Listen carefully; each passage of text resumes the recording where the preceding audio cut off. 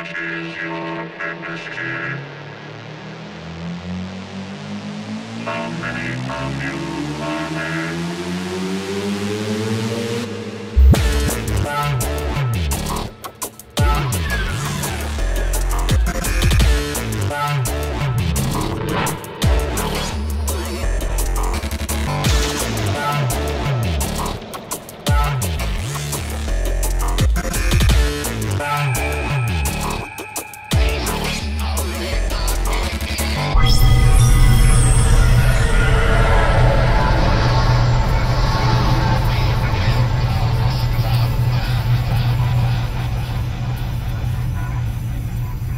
Welcome to Voyage of the Geek for another week.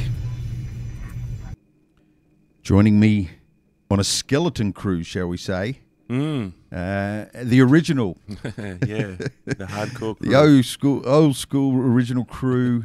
Dan Miller, myself, Dave Scotland, and a bit of a different show to the flavour that we've been using in the last, say, year. Shall we say? We're going back to something similar to where we started, which was to do some shows based on tech, sometimes gizmos, sometimes just general geek wares from the geekosphere.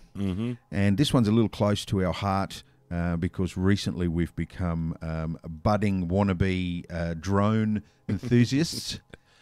Well, we're definitely drone enthusiasts. Yes, we're enthusiastic, and we sort of try to nestle into that prosumer, which, to qualify that meaning, is basically it's professional-esque gear, but we don't make money from it, but we try to come out of just the straight consumer toy level. Yeah, although it's all toys. Yeah. We love toys that you can't give to kids. Big boys' toys are the best. You're right. So we're going to talk about tonight. We're going to talk about our experiences, some of the things that we've come across recently that have piqued our interest. We're also going to talk about a potential project that we're looking at opening up to the audience and to a sister site to Voyage of the Geek, which is CG SWAT, another site that we've got some content on, and try and open up the participation or streaming participation into the process, and we'll discuss that in a lot more detail later on. But how's things, Dan? You've probably flown most recently. What was your most recent trip like? Well, first of all, let's tell people what we're flying. What's our entry vehicle into? What's the deal? We've gone out and bought identical drones. There's a science behind it. What's the science? Why did we buy identical drones, Dan? Because they're the best. Well, that. And we get to halve the learning curve a little bit. True. And share that learning curve and double the amount of experience, I guess, by sharing our individual experiences. We also get to minimise the amount of trial and error, I guess, that is required with trying to shoot cinematic content. And I guess that's a caveat for what we're discussing tonight as well, is that we're really coming from a cinematic perspective. We don't really fly for fun, although it is fun to fly. We don't do it for fun. We do it. There's more professional sort of spin on what we do. You coming from a tracking enthusiasm, you're wanting to capture some really cool stuff to track, to do some footage tracking and camera tracking for CG work. And me, likewise, the next couple of steps beyond tracking, which is CG integration, lighting, matching, color grading, color correcting, that sort of stuff. Yeah. And that's hopefully where we'll discuss this towards the end of the show, a project that we've got in mind. But yeah, so as we speak about what we've been up to, we're not out sort of racing them. We don't do first person stuff with the goggles. We're really trying to capture cinematic footage as best we can with the knowledge we have and with the tools that we've got. But we use DJI Mavic Airs, and they're brilliant. They are brilliant. I think they're the best drones that are out there. And like you said, it's the sort of prosumer level. So it's a top shelf level. Quick disclaimer from me, I'm kind of crook, so I might have to actually cough. There could be some coughing and spluttering, and there won't be any editing of that out. It's proof that we are streaming. So what we've got one right here.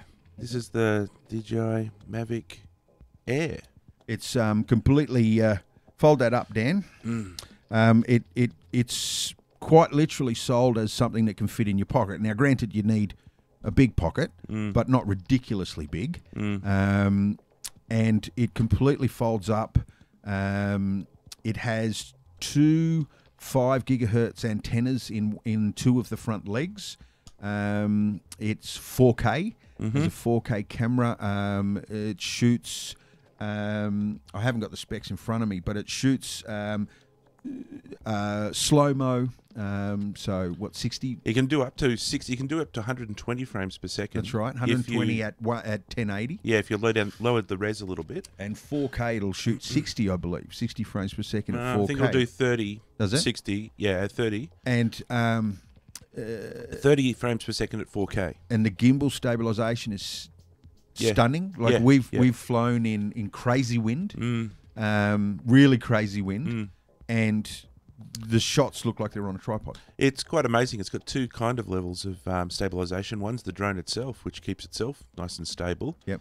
GPS and in a stable position. Yep. And it also keeps itself from yawing and rolling and whatever. And the gimbal. And then the gimbal on top of that and does the another gimbal layer is so of good. stabilization. The gimbal is so good, people buy the gimbal just on a stick. Like it's the tech that goes into these gimbals can be bought. What do they call it? An Osmo or something like that? I can't remember. I've forgotten what it's Ozone called. or Osmo. Limo, they're stunning as well to look at the footage out of those things because you can literally jog and run around and jerk around, and the things are rock solid. So that stabilization through the gimbal is outstanding. How much flight time do we get out of these again? For one battery? Yeah. It's about 15 minutes. Well, they say 20, but it says 20, but realistically, you don't want to fly until there's no battery left. Well, we tend to. What are yours? Is yours set to standard about 20% remaining? You get the warning. I have it on a nice, safe 30%. Yeah. So you get about 10 or 15 minutes. Yeah. Something like that. That's okay. I mean, it's a fair amount of time. It's a fair amount of time, and a lot of the time, I think you want to do adjustments, and you want to do tweakings, and you want to do other different things. So you tend to want to bring the drone in anyway, maybe make a few changes, and then launch it again. And a lot of the stuff that I find that I'm doing or we're doing the cinematic footage is you don't actually want to film for an hour. No. You want to film for 30 seconds to a minute, and it's just... And then you fly to a new location. Yep. Film for 30 seconds and then fly. So, the battery life kind of works out. I think when you first get behind the controls, you want to go up a little bit longer. But then once you master it and you know where the boundaries are and things like that, for our type of work, it's literally seconds because we're talking doing visual effects shots and plate photography for a visual effects shot. Is rarely longer than 2 or 3 seconds. A 5-second shot is an eternity in visual effects work, because we're talking about 150 frames, and that's a lot of frames to render and to process. So, I've never left myself.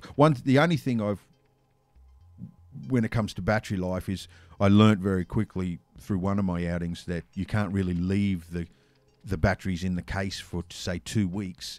They were full when I put them in the case 2 weeks ago, and then I went out and most of the batteries were on 50%. So they don't have much of a shelf. They don't hold their charge on the shelf life too much. This is, there's probably a whole bunch of stuff about battery care that you should be concerned with.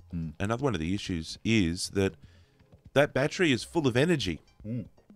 So if you charge it up to 100%, there's a lot of energy in there, and it's probably not good to just keep it there, sort of bubbling and brimming at the bulging at the with its maximum energy anyway. So sitting in a case with 3 other batteries. And heat temperature changing wildly. So battery care I think is a fairly important thing.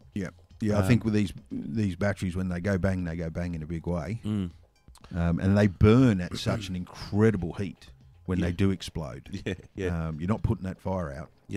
That's why you're not allowed to sort of flights and planes are, really concerned because they're like, it's like a tin of petrol or something or other. Really, the battery Absolutely. just compressed down to a small block. Yeah. They're full of energy. So that's just a bit of an intro. So yeah, DJI Mavic Air. So we started talking about drones on a show ages ago. One of our earliest shows. Yeah. Got to be with one of the first 5 shows. There was Yeah. we did a drone show. Yeah. So And we looked at drone racing, didn't we? yeah. So, And it was one of our few really restrictive copyright hits that we got for one of our shows. Came from that drone show, and it actually came from a 10 or 15 second chunk of film that we used from YouTube of a drone racing around a car park in Taiwan or something like that. Okay. And they hammered us, like literally hammered us over that. And we've played blockbuster trailers and all sorts of things and chunks of footage from films and whatever, and without a problem. And this piece of shit footage from some car park in Taiwan of a drone flying around, massive hit on the YouTube. YouTube goes a bit crazy with this sort of thing these days. So it's good that I think it's really cool that that's sort of come to fruition now, that we talked about that tech a while ago. And yeah, it's now, as you said, we're super enthusiastic about it. And like I was out flying last weekend and looking forward to going out this weekend. Yep. We're out as soon as the weather's good, we're out. Whenever we can, which is we're in Australian winter at the moment, so it makes for some stunning days. I mean, you got to rug up to go out there. That's probably why you're crook. Yeah. Standing in the freezing cold, wind blowing off the mountains at -5. Yeah. And you just forget how cold it is because you're enjoying what you're doing. But yeah, an awesome winter day when it's crisp and cold and the sun is out and the sky is blue. It's a pity it's a bit dry around, isn't it? Like for a winter, it's you're going to show some footage later on that you did take, and the first thing you notice is how dry it is because we're going through a bit of a drought. Well, we always go through a bit of a drought. It's always pretty dry, really.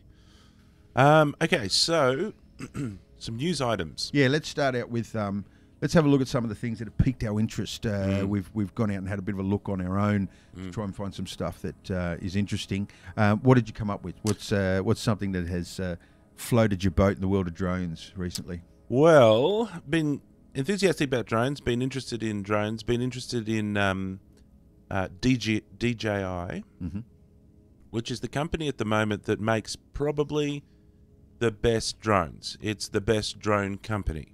Yeah, I would agree with that. Okay, so that is the Phantom Pro. That's the Phantom. That's one of theirs, right? And that's a classic drone that if you type in drones on the internet, you'll see that flying around. The Phantom or the Aspire. Yeah. Then they've got another one, which is a little tiny one, which is the Spark, which is more closer to the sort of super light. Yeah. So it's a bit more toyish one. That one there, that's the Mavic. The Mavic. That's the Mavic and the Mavic Pro is what they're called. And the ones that we have are the Mavic Air. And the Mavic Air is the sort of evolution of the Mavic Pro. Yeah, it takes some of the good stuff that they did with the Spark, some of the good stuff they did with the Mavic Pro, and try to wrap it all into a smaller Spark-esque small package. And they got it pretty right. A lot of people actually prefer this one over the Mavic, even though the Mavic does have some more camera capabilities. Yeah. But this thing holds its own. The Mavic can last a little longer in the air as well, a little bit more flight time. Yeah. But even with those things, people are still sort of leaning towards this one. Value for money, and what it can do. Packed with features. Yeah. It's like literally crammed with features. It's amazing the amount of stuff that's squeezed into 2 mobile phones with 4 propellers. Well, the Mavic Pro punches well above its weight, doesn't it? Like it really holds its own. Well, the Mavic Air. Well, the Pro. Okay. Like as far as flight time, features, the camera capabilities, the fact that you can zoom. You've got control over the gimbal. More camera controls, I guess. And so it keeps up with some of the more pro drones that are out there that people are shooting professional content with. Yes. So, the story. Yes. that I wanted to bring starts a little bit before our drone time. Yeah. I think about 2015. And that was when DJI, because DJI is now probably, I guess, is the world leader in these, in producing drones. I'd agree with that. I'd say they're Yeah? the biggest, yes. Yeah. Not only the biggest, but they're the best, Yeah, I would agree with that as well. right? Yep. So this is back in 2015 when DJI probably wasn't the biggest or the best. And they had a competitor, which is the Karma, the drone called the Karma. Yes. Karma was GoPro's outing. GoPro's drone. Yeah. It was Okay. It was a short outing. It was a short outing, that's right. It promised so much. Yeah. So this Karma drone came out and had all of these, this sort of hype that was generated for it. Yep. And now we weren't kind of into the drones at that stage, but so all this hype about GoPro Karma, blah blah blah. Unfortunately for GoPro Karma, as soon as they bought out their drone, and it's got a camera on it, it's got propellers, and it flies around, awesome. DJI, just like at the same time or a little bit after, brings out the Mavic Pro, which has longer battery life, flies faster, bigger camera, more memory, better looking, folds up smaller, everything. Across the board. Across the board. Yeah. And really just sort of blew the Karma kind of out of the water. Well, right? slammed it and set it at a cost at a price point that that's the other thing that the Karma just couldn't compete with. Like the Karma, in order to make the money that they probably spent on development, being not a drone company. Yes, not a drone company. This is very important. They had to get some of that money back, so they set the price point at a certain point, right? Because you can't take money out of, God forbid, you take money out of the $7 billion profit you took last year, shareholders and all that shit.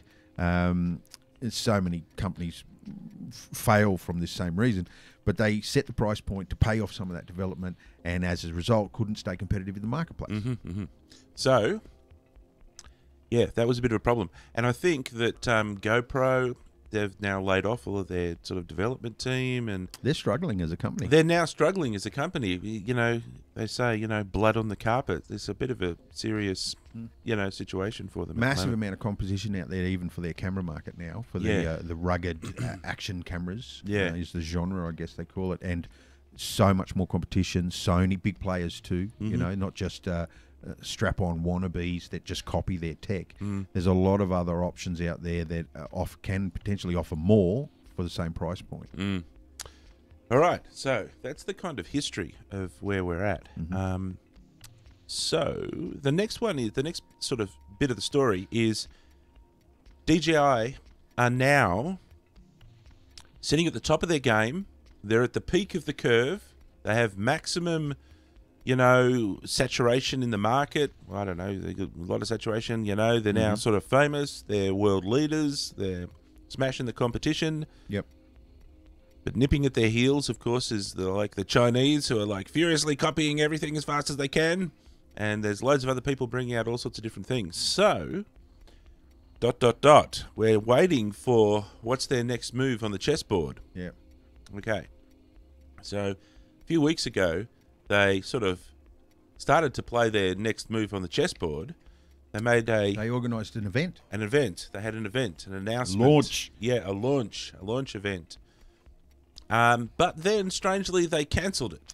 They postponed it. To a date unknown. Yes. With no warning. And no description of what the deal is. Yep. So this is a bit strange. So, and then what happened, weirdly, perhaps coincidentally, wink wink, is some pictures were released of their new product. That's right. The Mavic 2 Mavic 2 might be their new product. Well, the picture I've seen says Mavic 2. It doesn't say Mavic Pro 2, which is also a bit of contention out there. Or the Enterprise is another Oh, thing. really? Yeah. Okay. So I think maybe 2 pictures were released. And so everybody, who's super experienced with this starts dissecting the pictures and taking it apart and trying to work out what is DJI going to do because, you know, they've got the initiative right at the moment. Yep. Everybody's waiting for them to make a move. Yep. And we'll see what happens. So, well done. Brought up the pictures. So, in these two pictures that we've got up here, you can see some droney looking thing, which is pretty cool. And then it seems to have some very big, heavy pieces of equipment strapped to its head. Yes. So it's got some sort of, I don't know, speaker-looking sonar detector tech thingo that looks bloody huge. Looks like some kind of modular thing. And then there's some I don't know other. what the hell that is. Then there's some other thing that looks like a siren, or who knows what that. It looks like it's got a strobe ping on the top of it. Maybe it's a lidar radar. I don't know what it could be. So there's that picture, but there's But also hang a on, just different before picture. we leave that picture, the important thing is you can see there's gigantic hand screws on there. Yeah, yeah. So obviously you can take those off and put them. Like it's a modular unit, yeah, which is interesting. which is interesting. Do you have the other picture up by any chance? I do. Okay, so the other picture doesn't have all of that gear on the roof, but what it does have is the camera on a gimbal.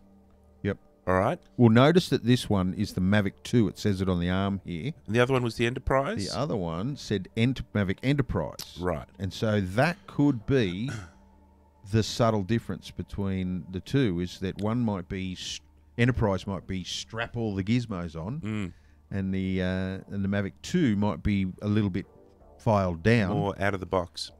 But the Mavic 2 has an interesting thing there, doesn't it? Yeah. So the other thing that DJI do is camera gimbals. So for those who don't quite know, what that means is, imagine you have a stick and you stick on it a bunch of motors, and then you can bolt on, strap on your camera to all of those motors, and then when you're holding the stick and moving the camera around, those motors can keep the camera really steady, really stable. Gyroscopic. Yeah. Gyroscopic data is fed to motors, electric motors. So if you tilt left, the motors actually correct and tilt it back right, so that the whole time, it doesn't matter what you do, the camera stays level. Okay, so in near real time. So the GoPro Karma that I talked about back at the start, Yes. it had a modular camera gimbal thingy, which was the GoPro. You could take it off the drone and stick it on a stick. Yes. Because the gimbal was the tech.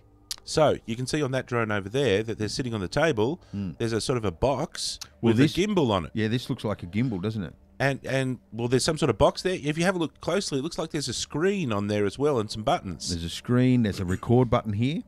Looks like a USB charger laying across it or something. But clearly that's the same gimbal, or a very similar gimbal to this square one here. So let's imagine for a second you've got this is the theory on what the product could be. Let's imagine that you've got a camera gimbal. So essentially you've got a mobile phone with a gyroscopic gimbal and a really nice camera attached. So you walk around with your mobile phone, waving it around, and then the gimbal's doing a steady cam as you're filming. Yep. Set up all of your settings, and say you're filming something, you're filming the front of a house or something or other. Okay, cool. Then what you can do is grab that and then just like clip it into a drone, that whole assembly, and then fly the drone up and do the same trick, but now you're flying around the top of the house looking at the roof and everything. Separate the gimbal tech from the drone, so that the gimbal tech is a Separate commercial entity unto itself. Which is what DJI is already selling on there. They already sell gimbals. Yeah. So this looks like... I swear it's called... I'll have a look at it. Yeah, continue. So this looks like kind of where they're going. And if you marry that up with the other one, so that was the Mavic 2, the Enterprise one, it seemed to have all of these strange bits and pieces that you could stick on the roof of the drone and sort of screw them in. Kind of looks like that has the gimbal as well. Yep. So... It's this... This is the unit here. It's a Osmo. Osmo, there This you go. is the DJI Osmo, which has got this sort of circular... But this is all one. You don't take that top unit off. It doesn't come off. I got a feeling, though, or maybe it does come off, because I think some people do use their mobile phones on these units. Oh, okay. Maybe you can put it on a tripod. Yeah, here it is. I don't know if you want to Here put it it is on a tripod, but... Okay. So you can take it off. Obviously, the gyroscopic motors are inside these two sections here. All right. So you've got them inside there and inside there, and you've got controls down here on the handle grip. They're a really wicked. Well, from what I've heard, they're a really wicked bit of kit. Mm. So, all right. So that's basically it. This is pretty much all we know. I've got one other little factoid to add to the pot, but I've heard a bit of you tell me your factoid, and then I've got a bit of gossip I read this afternoon. Well, the wrap up sort of story is that DJ. So remember, what we're talking about is taking initiative and getting the best engineers and the best people to make the coolest products. So it might be modular drones, might be the next evolution. Where you buy the basic thing and then you can just purchase additional bits and pieces, and you just clip them on to make it do different things. Like red camera stuff. Yeah, red camera. You buy the brain, and then you buy the screen and the... And that could open up a sort of a third-party market where other people can come in and they can make a LiDAR detecting sonar wave detector, and it just bolts onto the top of your Mavic, and away you go. Yeah. So this afternoon I read a statement. It was apparently from somebody that works at DJI, and what they've said is that the reason why the event was postponed, and therefore the subsequent release date has been postponed as well, was nothing to do with the tech and everything to do with supply. Oh. There's a certain amount of a product that needs to be. This is as this story read. There's a certain amount of the product that needs to be stockpiled because they've shown through previous tech-based releases, if you don't have enough stockpiled for when it goes on sale, you damage your brand, and you also send people to your competition. Oh, okay. I want a drone. Can't buy this one. Oh, I'll just grab a whatever. I'm excited about this. What? I got to wait how long? 4 months? No, fuck that. I'll buy Not only fuck that. Not only am I going to go and buy another drone, I don't like you anymore as a company. Oh, yeah. And they've shown that's a thing. Right. And I get that. I definitely understand that. So that's apparently the real reason. But you never know. It's speculation. Well, I heard from a semi-reliable source, which is not reliable, that it was a problem with the product. Oh, really? Yeah. The gimbal, in fact. There was some fault, and they'd already got 250,000 of them all in boxes. Yep. And so they're now going to take them all apart and put in an extra washer. Yep. Or whatever it is. All the boxes, and then sticky tape all the boxes up again. Yep. And that's what they're doing. So, yeah. So your rumor factoid is flipped on its head. Yeah, it's different from mine, so who knows? And you could hear the truth from the person that is has the closest connection to the actual real factual circumstances. And in this day and age, with the internet being what it is, it will still turn into rumor and innuendo equal very quickly with fact. Yeah. Do you know what I mean? Yeah. Like people will take stuff that is real, hence flat Earth, right? Yeah. And they will corrupt it into some conspiracy bullshit. Yeah. Right. As fast as you can take something that isn't real and turn it into fact. Yeah. And that's the shitty fucking world that we have to deal with. So yeah, I'm very keen to see what does actually get released with the Mavic. I came this close to buying a Mavic instead of the Air. Oh, the Mavic Pro. Close. The Mavic Pro. Well, the regular, okay. Yeah. Mavic Pro. Well, I think you probably made a good decision. I think in hindsight, I think you're right. So anyway, watch this space. DJI, they're leaders. They've got the initiative, and it's a crowded market, and there's 1,000 people and Chinese people ready to copy everything, and so we'll see what happens. Well, one of the stories that I was going to have a look at, but I chose to sort of go in a different direction. But I mentioned to you the amount of people coming to New Zealand as tourists with drones in their bags. Yeah, right. The number for one calendar year, over 200,000 people. Over 200,000 people landing in New Zealand, had a drone in their case, Yeah, a drone in their suitcase. Now that's massive, that's crazy. and I think there was close to 230,000 people that own drones in a population of 4 million in New Zealand. That's like a percentage. It's exploding, and it's exploding. You can tell it's exploding because there's lead stories on current affair shows, news shows about drone peeping toms and all this sort of shit. They have no idea about the tech. They don't understand the tech, right? When you go out with one of these things, you literally, in order to see a person's face, you need to be within 2 or 3 meters from them. Yeah. There's no peeping tom. It's not like they can be 50 meters away and zoom into your backyard and all this shit. And people that do the wrong thing are going to do the wrong thing anyway. You know, if people are going to peer into people's houses, they'll do it from behind bushes outside your window and things like that. They don't need a drone to bloody do it. Yeah. And what do? Do we take away binoculars and camera lenses and all the rest of it? But it's that knee-jerk thermostat reaction, you know. Let's just, you know, one bad thing happened one time, so let's fuck everybody off. And it's very new, so everybody's a bit nobody knows what's going to happen. Yeah. You know, maybe the world will flip upside down because there's too many drones or something. Yeah. But what typically sort of happens is like everybody's like, "Oh my god," and then like, "Oh, everything's normal." Yeah. Yeah. They have made it. It's worth noting that they have made it incredibly easy to fly the fucking things. Yeah. You literally release the sticks on the controller, and this is a And it automatically doesn't crash. you just this is a controller here, and obviously you open it up and stick your mobile phone or iPad into the bottom part, and there's your 2 thumb controllers. If you're going wrong, you literally just release your thumbs, and the thing just stops dead and hovers there. Yeah. And it will hover there forever until it runs out of power. And then, but what does it do, Dan, when it runs out of power? It tells you that it needs to go home, or it goes and lands. It just Yeah. brings itself back home. It comes back to almost within a meter of the exact place that it took off from. Yeah. It's fantastic. They got, I think someone set a record the other day with a Spark or an Air, one of the smaller drones, 4 kilometres, 4.4 kilometres. That's some pretty serious distance. Yeah. Considering what you're dealing with here, you know, pretty small stuff.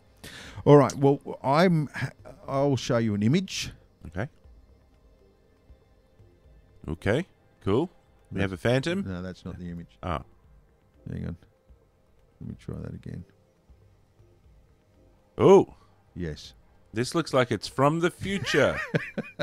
And I would believe it's from the future, except it looks awfully like a Dyson fan. And I've stood in front of a Dyson fan, and the very few times we're sort of pretty tech aware in the modern world. We're all pretty aware of the sort of things that are going. Now and then something will go past and you go, oh, that's pretty interesting. I see where that's coming from. But when I stood in front of a Dyson fan for the first time, I thought, what the fuck is going on? What is this voodoo? Yeah. I still don't quite know. I think I don't know whether they're horizontal spinning screw blade type. I don't know what generates It's electromagnetic the blow waves of energy or something like that. I don't know. Yeah. Is it? No, there's no like moving parts involved. There's got to be moving parts. No, you can't there's no. generate. You can't move air without moving parts, can you? Yes. How? How do you do that? I don't know, but I know that there's... I don't know. So remember this... Like I say, blasphemy. You remember this show, you know... Which... Yeah. Because that's not right. Like that to me is so foreign. Because energy... Well, how are you transferring the energy? Like if you're creating wind energy, right? I literally don't know, but I'm pretty sure it's some sort of Are you magnetic taking electric field. stored power in the cell of the battery Uh-huh. and converting it to wind energy without any moving parts? Yes. I don't understand how that works. I don't really understand how that works. But I can tell you that the... All right, I'm going to have to go home and look it up now. But I'm pretty sure there's no moving parts. yeah. And if I had to make a guess, which is going to be 78% chance of being wrong, Yeah. there's some electromagnetic field, something or other, that causes some differential in the something and makes the air move. I don't know what it is. Well, what we do know is that somebody is developing that technology and sticking it in a bladeless drone, which is also silent.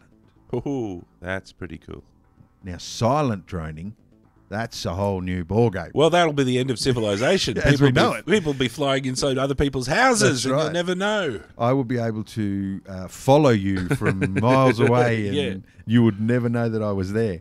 The bladeless drone is exactly what it sounds like. The next generation concept UAV operates on 4 bladeless propellers. So the main bladeless propeller in the center, it provides the lift. Yep. And then the 3 around the edge provide the directional,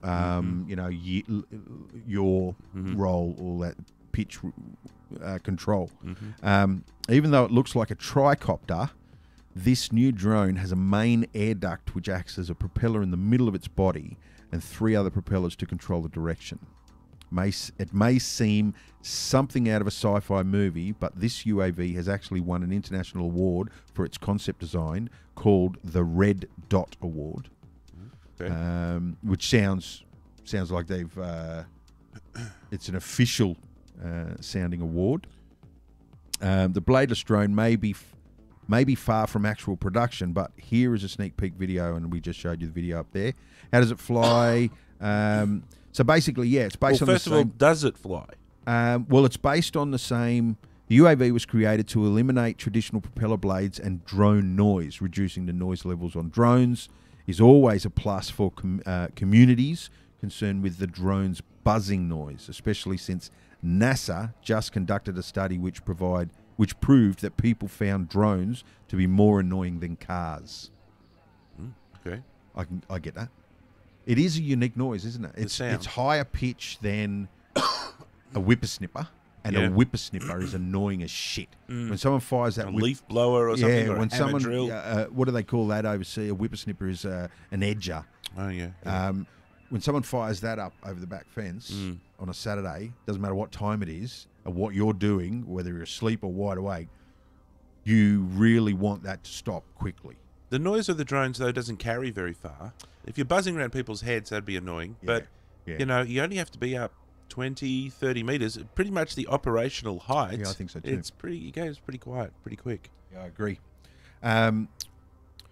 Who designed... So, first of all, we do have a flying prototype. Is that what that's saying? The bladeless drone was designed by a man named Edgar Herrera, and it was featured in a magazine for international product design called, I believe, at this stage, it's a design. Right. But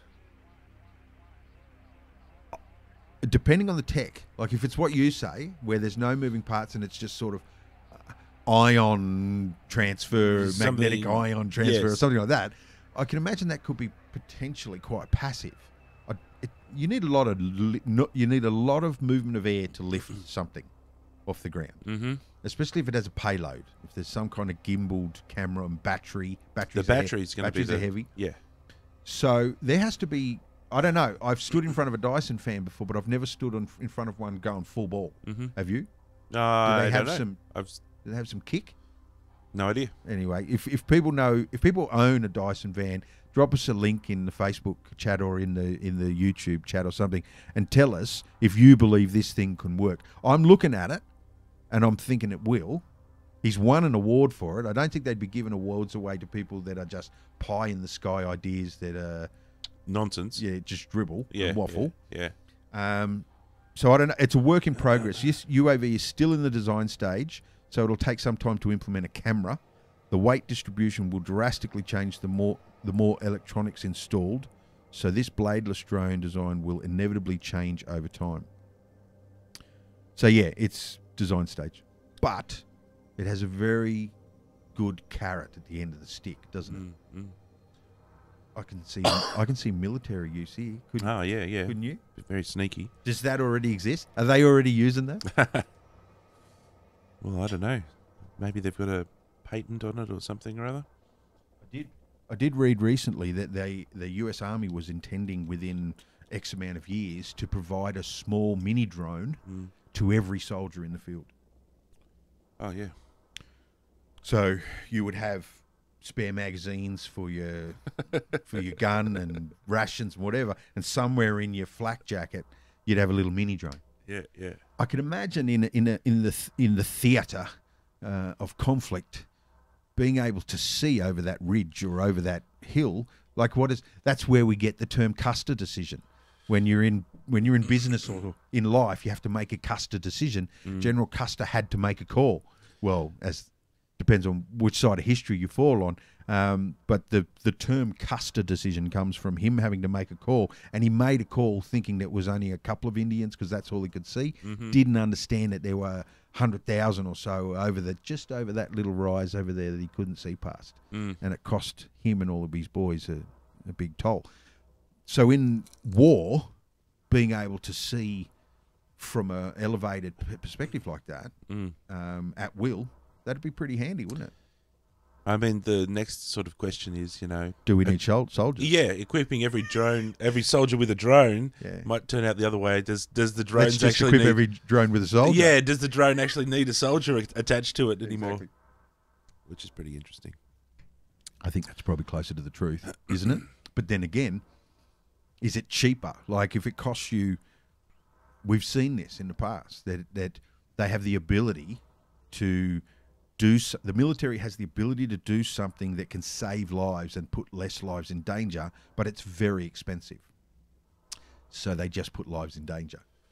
Humans are pretty versatile. They can climb over walls and knock down a door and climb up a ladder and, look under a rug.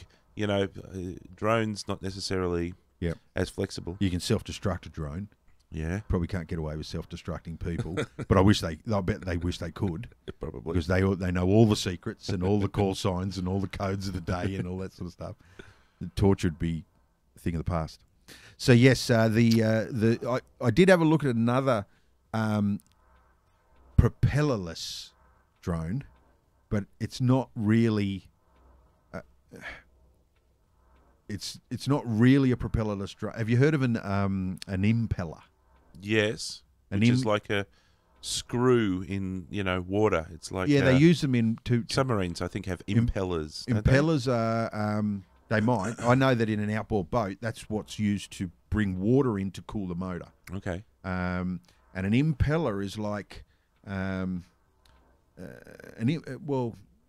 hairdryer is like a form of impeller where the air gets sucked in the side.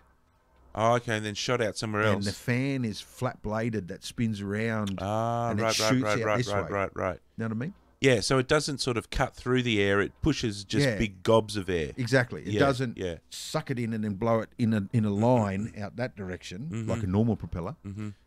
It channels it in a different direction. Impeller. Well, imagine 4 hairdryers facing the ground, right, where the air is getting sucked in the side and then blown down here. Yep. I've got a feeling impellers are more efficient, both noise-wise but also power-wise. I want to see a hairdresser version of this drone for hairdresser technology. Yeah. There's something Mythbusters about 4 hairdryers. Yeah. Can it be done? Yeah. Can it fly and dry your hair at the same time? So it's cool that we've mentioned it, we're on the edge of a wave, and we're lucky to be on the wave. We're not sort of trying to catch up with it. We're on it, and because we're on it, stuff like this is all around us, and there's new models coming out all the time. The uptake by John Q. Citizen is huge. That forces the market. Funny thing, if you watch a lot of American news and of recent times, more people from abroad are watching American news. Quite often they will show the stock numbers come up at the bottom of the screen, even though you might be watching more mainstream news. For a couple of months, I thought they were showing DJI stocks. They're not. No. That's the Dow Jones Index. And I thought to myself, why are they always like, they're never showing BHP or this is bigger than I thought. Exxon or any of the big players. They're always showing this drone company. And then I realised, no, that's the Dow Jones Index. So that's my blonde moment. Very good, very good. We learn something every day. All right, so how about we have a look at some of our product content that we've been able to squeeze out of our drones. I've got a couple of shots to show you. Okay. This is my first shot that I'll show you.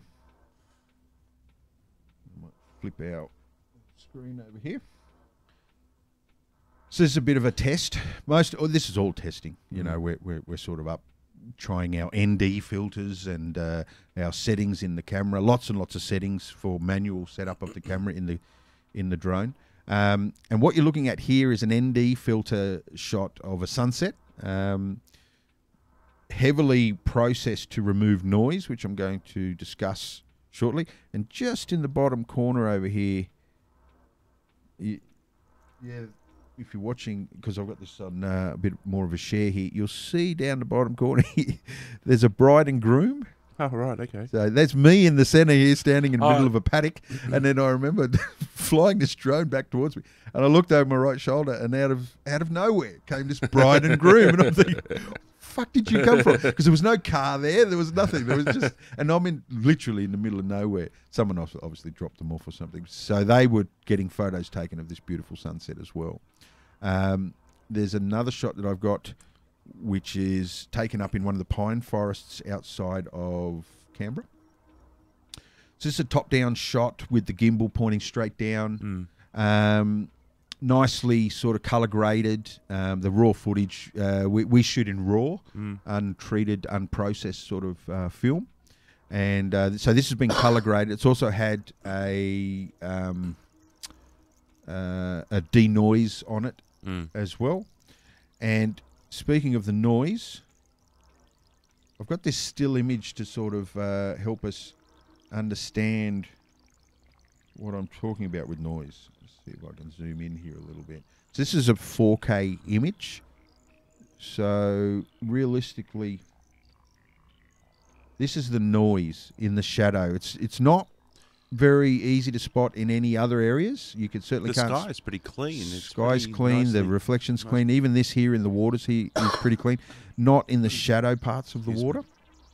But definitely when you take a harder look in these shadow areas of the tree, and it's much easier to see when it's full motion footage because that noise dances. Every frame the noise resets itself. Boils. And it boils around the screen, and it's just terrible. Yeah. Now, the school's still out for me. Dan and I haven't been out. We're still going to go out and take identical footage on identical settings and see if we get the same amount of noise, because there is a bit of... I've been through the forums, and some people have had problems with the camera. And DJI, just like any product, it's reasonably new tech. You will get some bad models. Some come off the floor a little dodgy, and DJI are really quite good. You can send it back, and they'll replace it. Yep. Especially if you can prove it with some of this type of stuff. But realistically, I expect better than this. This is a broad daylight, good light. You can tell that it's good light because the noise is only here. It's not, as you say, in the sky. It's not in these other areas where you would expect to see it. So the school's out a little bit. But if I take that shot and show you how I've treated it, this is actually the raw footage. Right.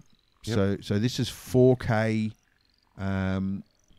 Raw footage, and because it's 4K being played back on a 1080p screen, the noise is somewhat minimized. It's sort of cancelled out a little bit. The pixels, if you can imagine, for every 4 pixels in a 4K image, they become 1 pixel. Yeah, because averages it sort of out. Yeah, because there's 4 1080 images in a 4K image. And so it takes the average of, and you find that a lot of the noise disappears.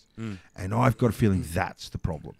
That the algorithm that's in the camera, the software that's controlling the camera, the lens, is not really up to the task for 4K footage. It's just not doing the job. But we've found a plugin for After Effects and Premiere, Neat Noise Reducer, I think it is, or Neat Denoiser. And this is what you can get And if you freeze on any one of those frames, I can't unfortunately blow up Windows 10 being a virus on society. I can't stop the footage and blow it up. But if I pause it, these are those areas in here where all that noise was, and even just to the naked eye, you can see that. And this is 4K, so this hasn't been converted down. This has also had a like it's had color correction or a LUT applied to it. I found a LUT. There's some really good videos online. I don't have links to them at the moment, but if you do a search on YouTube for lookup table or LUT, a lookup table is a way to bring raw footage from a camera back to an RGB balance that is right for screens. And every camera, every sensor and software combination produce different LUTs, or at least you need a different LUT for every camera and software combination, sensor and software combination, in order to get the same balanced look for an RGB screen. So it's like a sort of a conversion. Yeah, it takes it from RAW and brings it to RGB, but it does it in such a way, and I don't want to get into a long-winded... We'll go over this when we do our project that we'll talk about shortly. But basically, it's a graph. It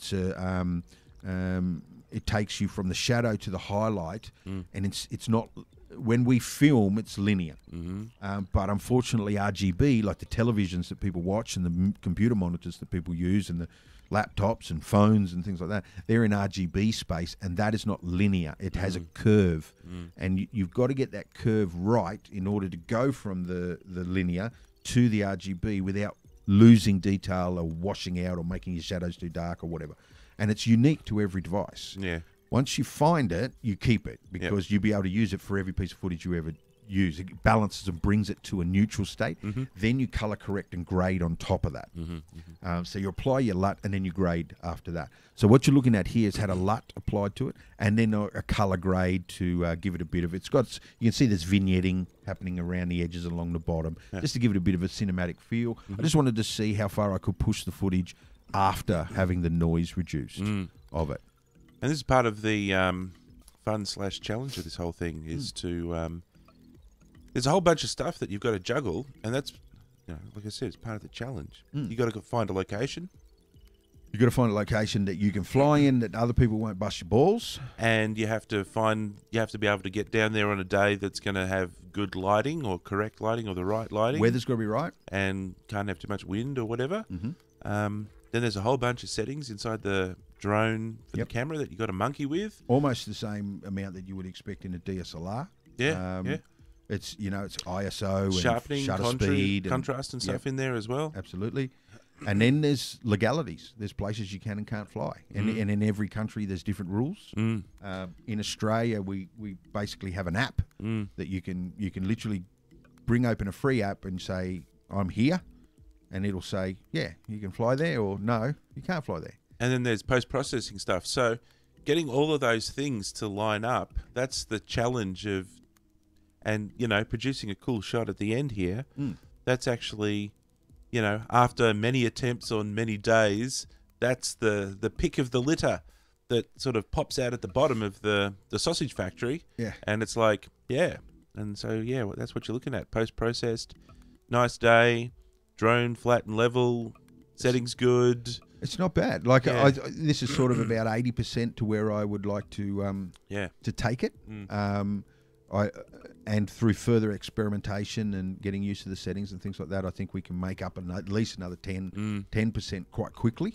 But it's like anything, you can get to 90% quite reasonably quickly, and then it takes you. What do they say? It's impossible. It takes you 10% of your time to get 90% of the way, and then 90% of your time to get the last 10%. Yeah. And in a creative world, everything that applies to absolutely everything we do. And so we're at that point now where we now have to tweak everything to learn. What are the tolerances? And then you got to remember it and kind of get a feel for it, so that when you walk out, you look outside the window, you think to yourself, this would be a good day for my ND8 polarized filter with the settings on the camera like this. If I go down to this place, you know, I should be able to get a good shot. So yeah, I don't know. I think that's part of the adventure of it. You know, you have to have all of these apps, and you have to like plan out a trip, and you have to drive out there in the car, and it takes half an hour or an hour, and you know, you've only got 20 minutes on the battery, so you can't be screwing around. You got to get out there and do your thing. Yeah. And there's risk. Yeah. You know, you go, if you don't go at the right time, you miss your window and all that sort of stuff. Yeah. And if the wind's up a little bit, you got to be like, yeah, you know, maybe I can do it today. I don't know. Yeah. Yeah. Yeah. And a lot of it's like cooking, isn't it? Where if you put a pinch of something in, it drastically changes the thing, depending on what that thing is. And then you can put a whole handful of certain things in and it won't change anything, right? And cooking is all about tolerances, isn't it? It's about, you know, I can do this, but only between those two tolerances, right? If I go beyond that, I'm going to ruin it. Whereas that thing there, I've got a much bigger range, and everything has a different range, right? And you got that's why you have to be an apprentice, and you have to learn, because you've got to learn through experience. And I think photography is the same, where you go out, you're using different lenses and different settings and ISOs and white balances and all this sort of stuff, and you're learning those tolerances.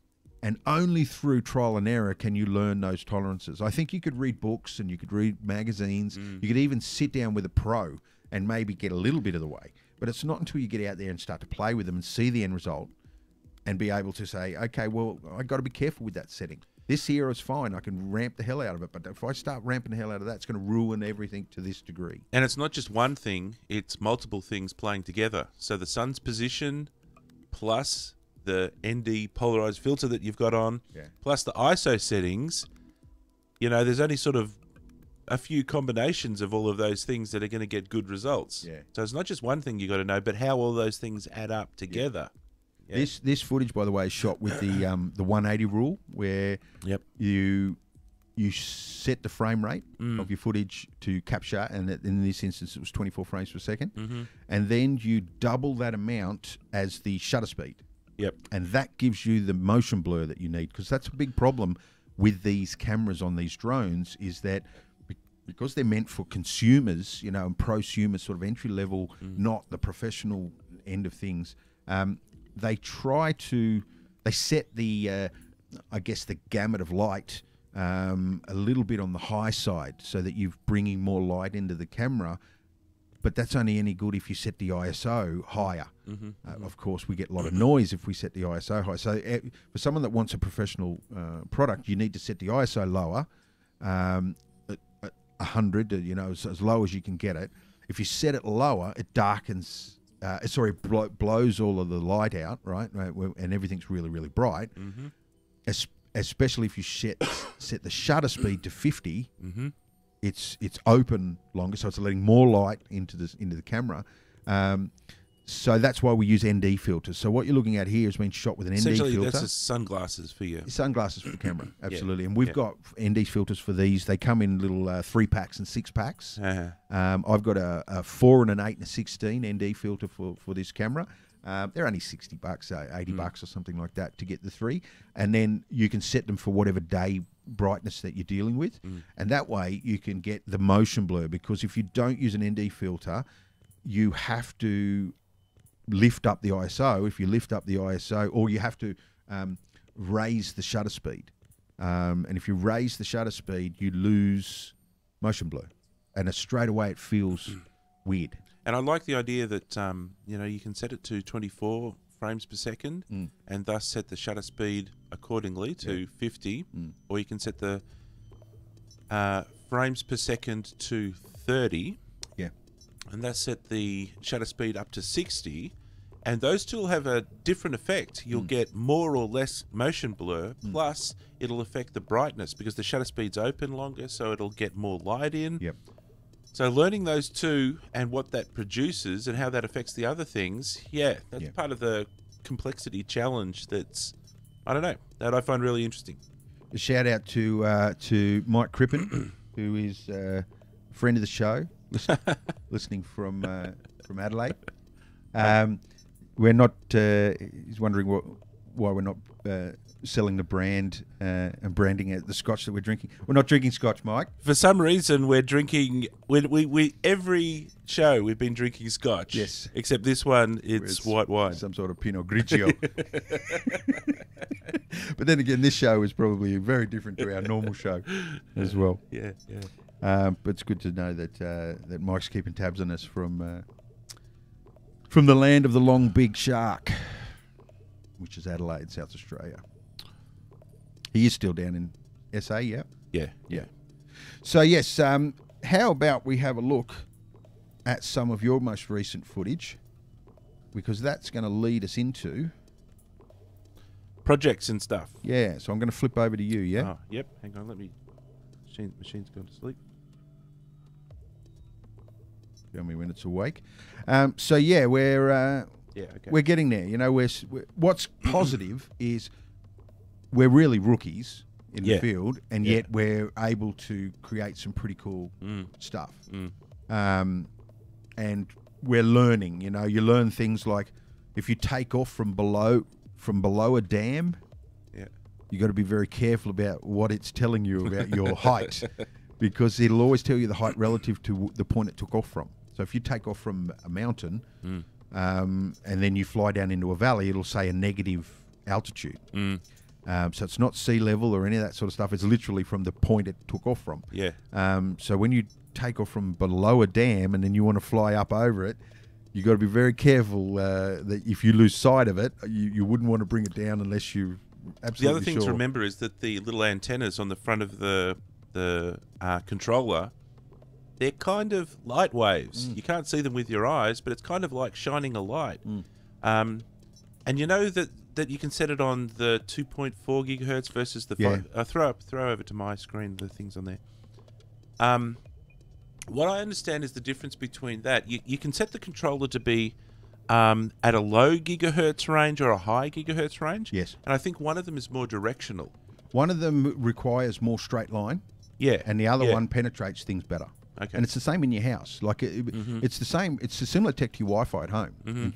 It's the same tech as your Wi-Fi. And originally, your router in your house that was sending Wi-Fi throughout your house wasn't 5 gigahertz. Okay. It was the lower.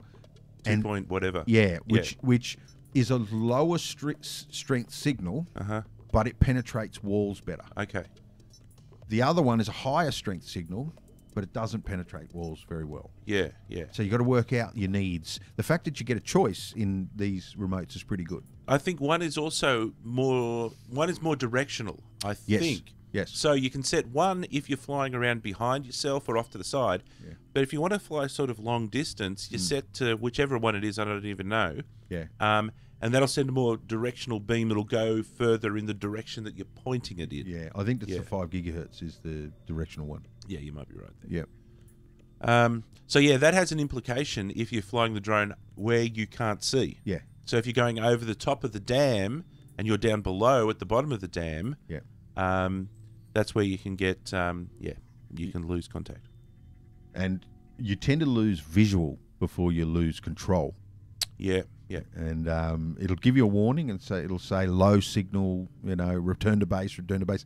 And you got to, there's some little things you got to learn, and you got to be careful because it's a $1,500 learning curve if you're not if you're not careful. And flying over water is great, which we seem to do a lot of. Yeah, strangely, we seem to do a lot of flying in places where if that thing comes down, we're fucked. Yeah, you're never getting it back. Even if it floated, we're never going to get it because none of us are going in that water. We'd be dead by the time we swam to it. It's that cold.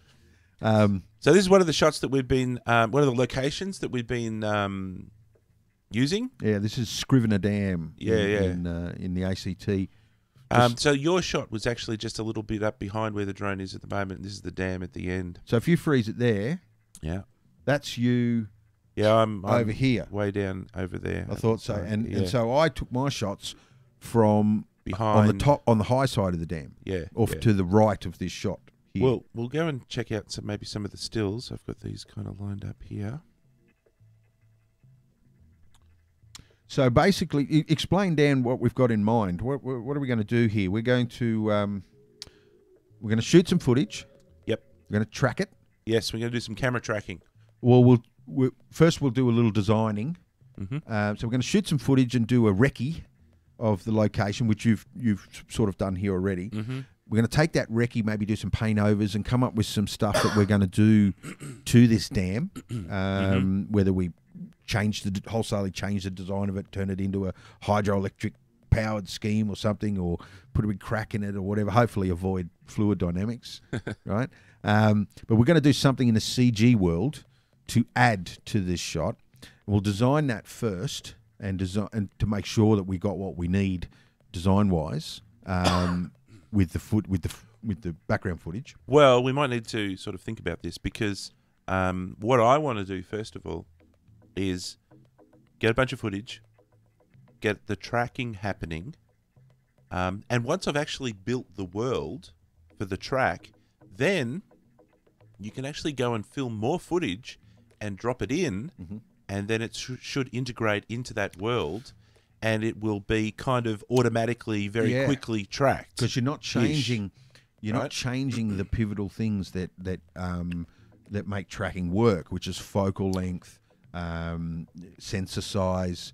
Those things will stay the same because you're using identical camera and using identical settings, for want of a better term. And the camera is locked as far as its angle, field of view, and all that sort of stuff. So. Yeah, you're right. Once you create the world in CG to match, all you need is reference points. Yeah, so it'll create this sort of 3D version of the world / dam in the 3D tracking software. And then, new footage can be just sort of added in to that. And then you can choose to do kind of whatever you want. So if you want to fly a spaceship over there, cool.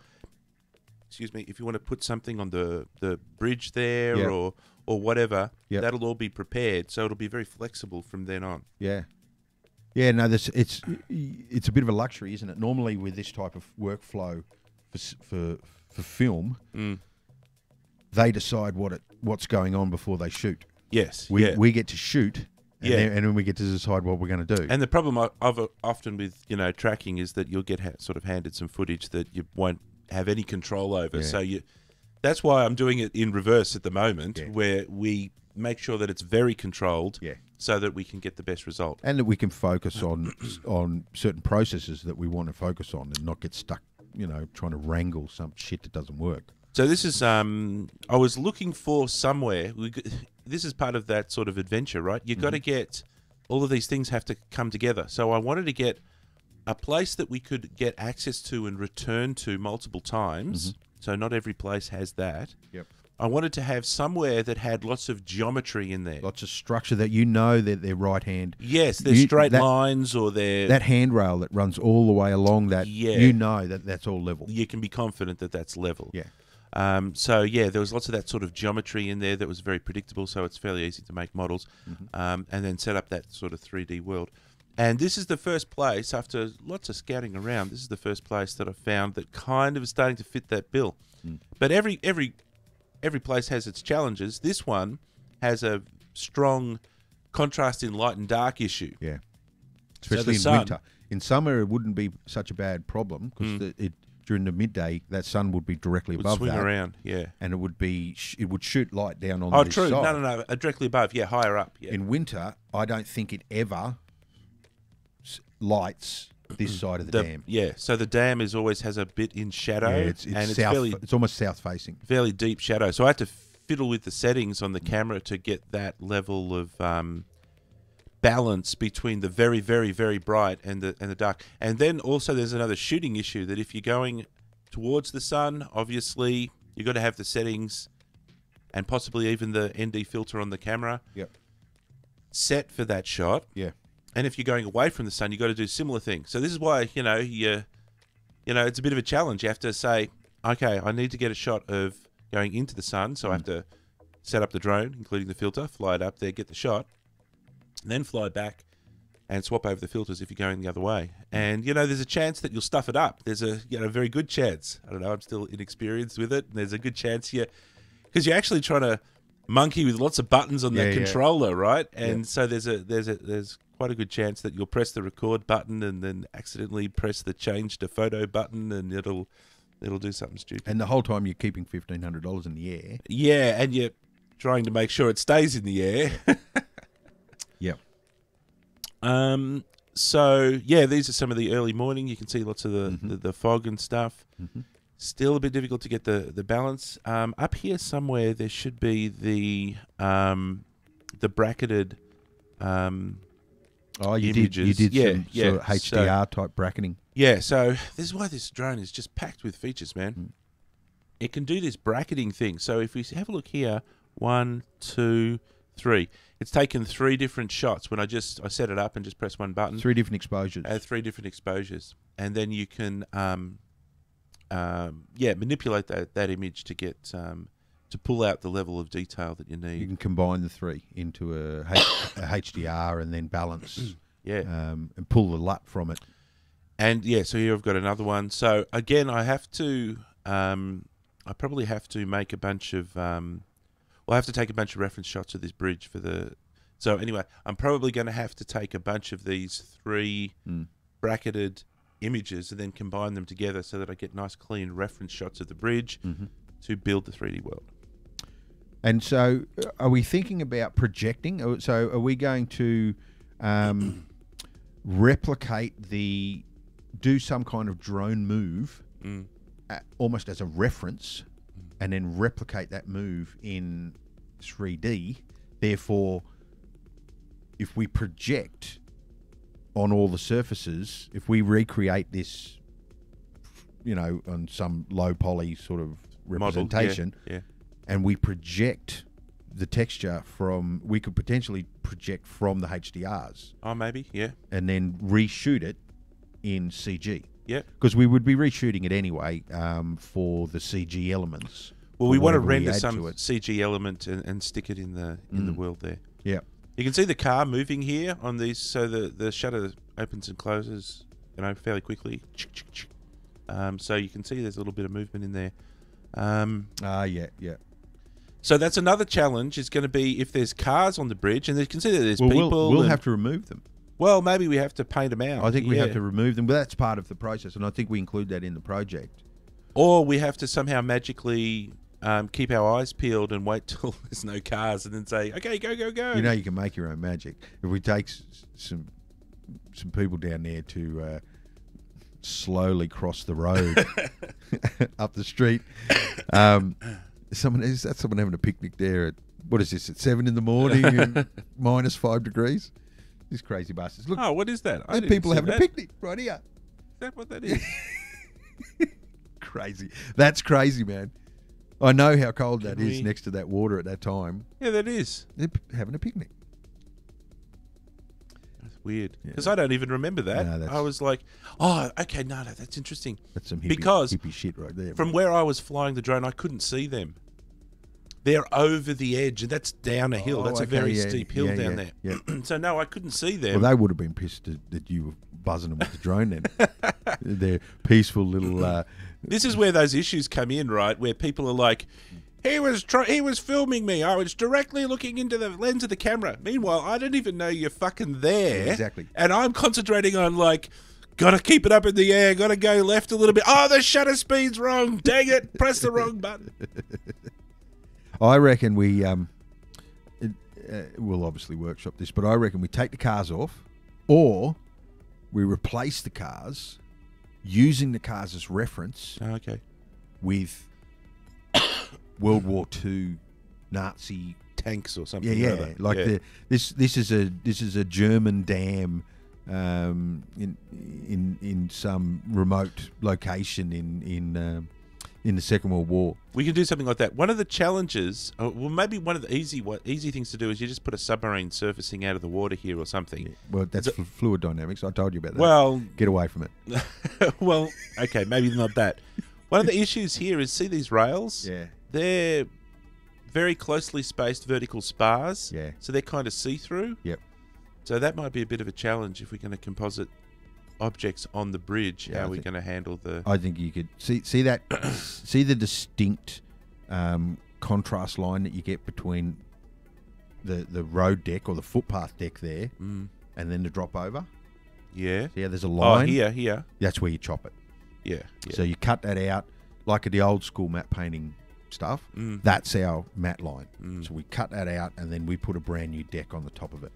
All right. So, first stage for me is to get enough images that I can get a hack track going.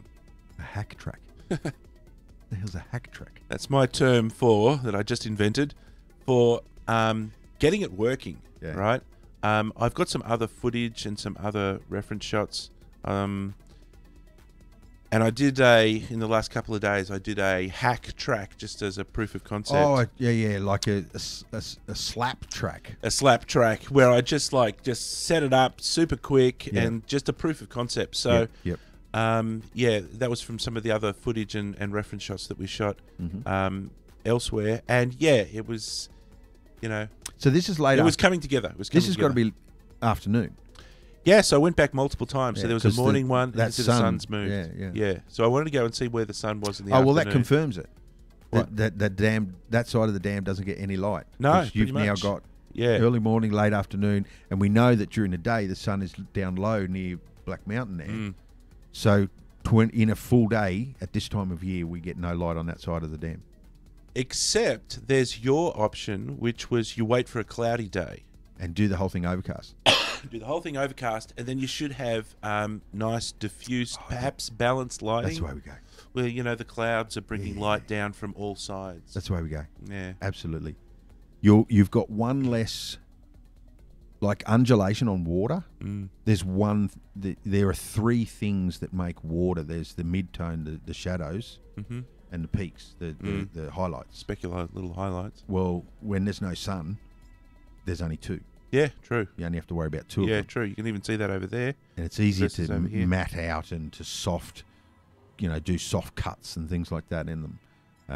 I go, I mean, there's some really nice detail here that we might lose, but I doubt it. I think if we set the ND stuff right, if we capture high, if we bracket to the right in the histogram, we'll get all that detail and then we'll just drop down. This is the same time of day. It's late in that afternoon. You can see the shadows over here, so the sun's over on the left-hand side, and you can see that's coming up quite well. There's lots of cool looking detail.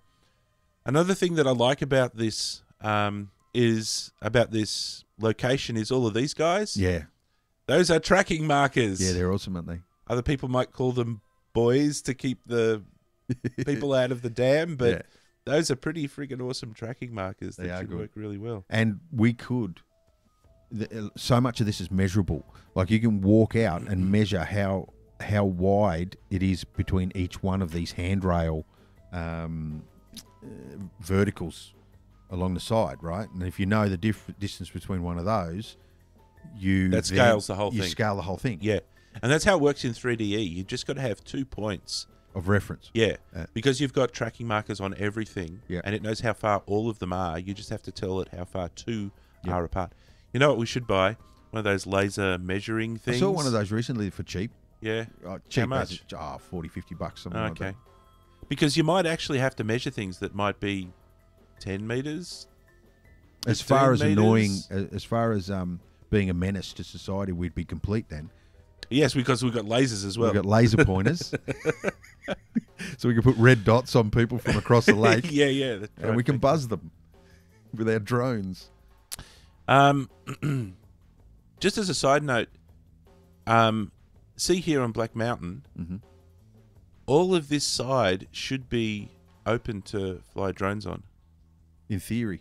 I've not seen anything that says that you can't fly drones around Black Mountain, although that's a telecommunication tower. Yeah, whether it's going to freak out I'm a little worried about that. Yeah, but that distance there, that's very long. That's a long, long way. Oh, not from here. I mean, if you go closer. Well, I was thinking that perhaps you could start to crawl up the side of this mountain with the drone. I wanted to do a full orbit of Black Mountain Tower, but I don't know. I think they did.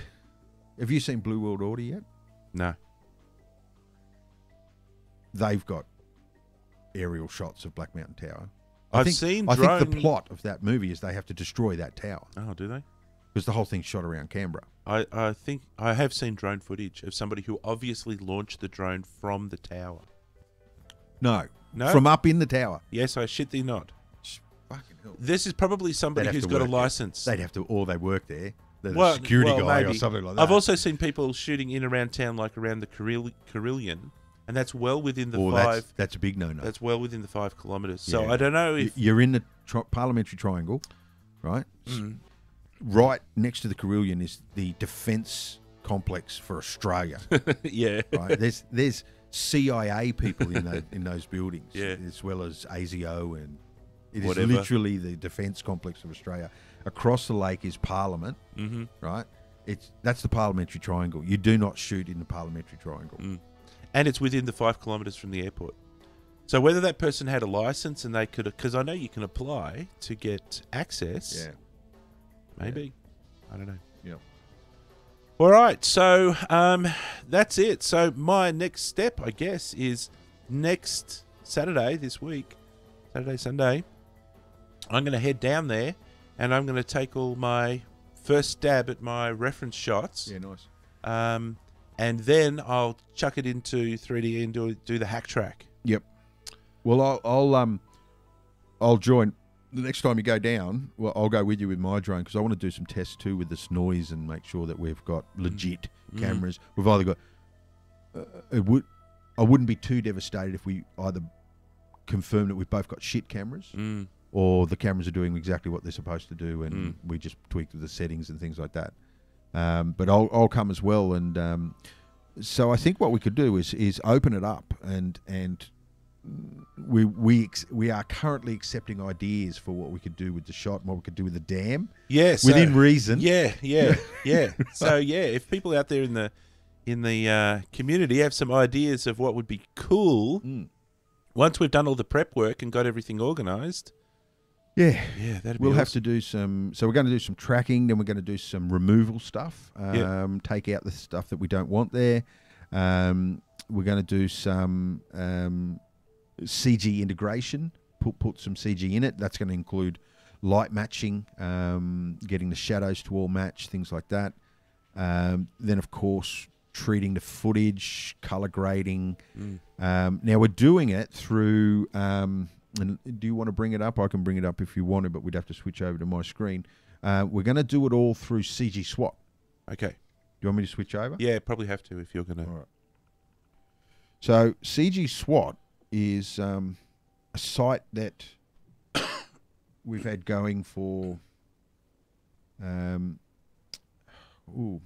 many moons. Let's say maybe 7 years, 6 years. Something like that.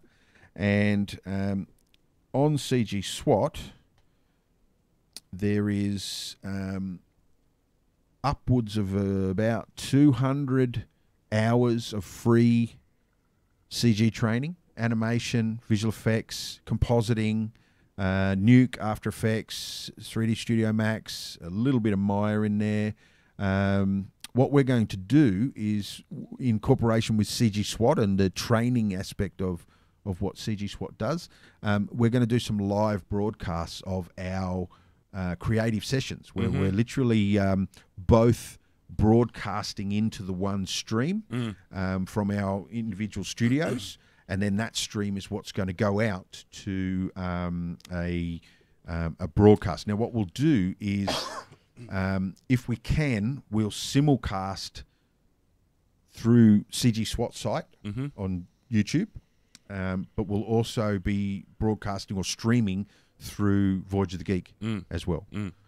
So both channels will hold the stream concurrently. So it's a bit of an experiment. Not sure how it'll work, but we'll probably start doing like little reports like what we did here. Yep. Plus, we can also crack open the software and either be doing the thing, whatever the little task is or job that we're working on, or a recording of us doing it, or a report of us doing it. Yeah. So we'll say, earlier on, last week I did this, and I'll show you, here's what I did, and I set up this, and I imported this, and I tweaked that, and that gave me this result.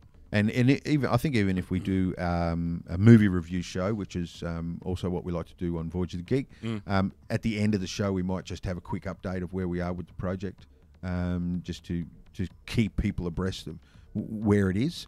We might even come up with and we could post it on the Voyage of the Geek site and on the Facebook site, a link to maybe a Mindomo and have a mind map going for it of the process that we're going through. There's probably going to be a load of moving parts in here, so we will probably, our first project will probably have to be a bit of an experimenty type of a thing where, you know, it might be a bit of a hack track just to get the bed in the process. Yeah. And then we can sort of rinse and repeat. And we'll be wrecking other sites for filming while we're going, I guess, as well. So that version 2.0 of the process will be a little bit more refined.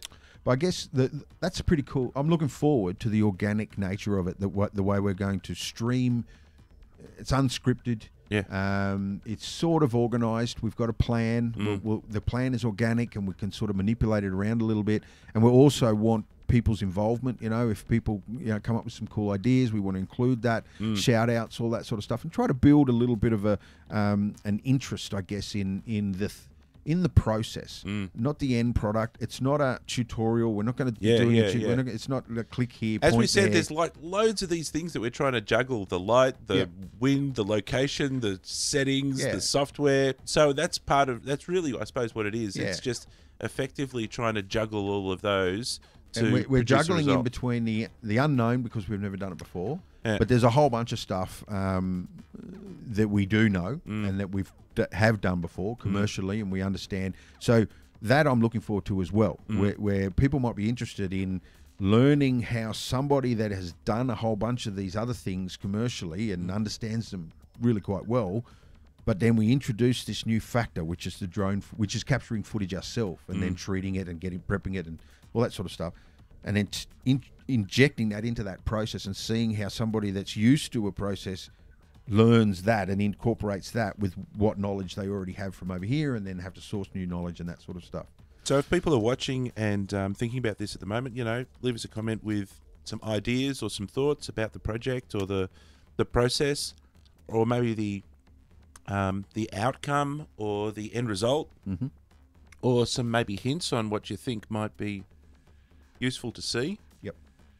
Or what you'd like to see. Absolutely. No, I'm looking forward to it. I think it's something I've wanted to do for a while, and the fact that we've got a new bit of tech to push it through, keeps us interested and keen in some of these things that we might have done too many times. And once we've kind of got this, we've also got other possibilities. 360 cameras I want to start bringing in. Absolutely. I want to incorporate into the workflow the sound recording as well. So and we also want to maybe bring a 360 camera into the studio and do a show. Do a show with a 360 camera sitting in the middle here or over here or something, and so people get to be their own cameraman in the show and pretty much direct the show the way they want to see it. Yeah.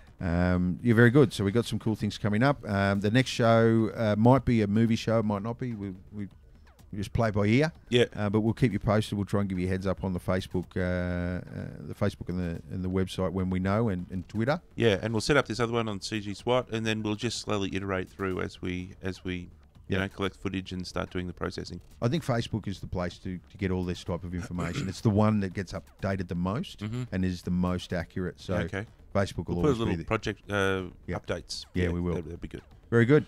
Okay, so that's it for another show, and until next time, it's bye for me. And bye for me. Thanks for watching, everybody. What is your purpose here? How many of you are there?